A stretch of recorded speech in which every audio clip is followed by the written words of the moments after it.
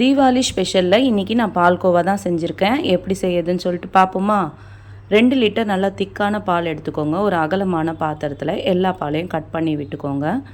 ஸ்டார்டிங்கில் நல்லா full flame வச்சு நல்லா கொதிக்க வச்சுக்கோங்க. பால் பாதி அளவுக்கு வந்ததுக்கப்புறம் மீடியம் ஃப்ளேமில் வச்சுக்கோங்க. இந்த மாதிரி சைடில் ஆடெல்லாம் கட்டும், அதெல்லாம் சைடில் தள்ளி விட்டு எடுத்து நல்லா மிக்ஸ் பண்ணிக்கிட்டே இருங்க. பால் 1/4 லிட்டர் வந்த அளவுக்கு 1 கப் சர்க்கரை சேர்த்துக்கோங்க. இன்றைக்கி நான் அது 150 கிராம் சர்க்கரை சேர்த்துருக்கேன். வாசனைக்கு கொஞ்சம் ஏலக்காய் தூளும் கலருக்கு கொஞ்சம் குங்குமப்பூவும் சேர்த்துருக்கேன். நல்லா இந்த மாதிரி கைவிடாமல் பால் சுண்டுனதுக்கப்புறம் கிட்டவே நின்று நல்லா கலந்து விட்டுக்கிட்டே இருங்க. அப்போ தான் அடி பிடிக்காமல் வரும் நம்மளுக்கு. இப்போ இந்த அளவுக்கு ஆகிட்ட பிறகு ஸ்டவ் நம்ம ஆஃப் பண்ணிடலாம். ஆறுனதுக்கப்புறம் கொஞ்சம் கூட கெட்டியாகிடும். இப்போ பாருங்கள், பால்கோவா பார்க்கவே ரொம்ப சூப்பராக இருக்குது. இதை அப்படியே எடுத்து குங்குமப்பூ போட்டு சர்வ் பண்ணிங்கன்னா டேஸ்ட்டு பிரமாதமாக இருக்கும். தீபாவளிக்கு அக்கம் பக்கத்தில் இருக்கவங்களுக்கும் கொடுத்து தீபாவளியை என்ஜாய் பண்ணுங்கள். தேங்க்யூ.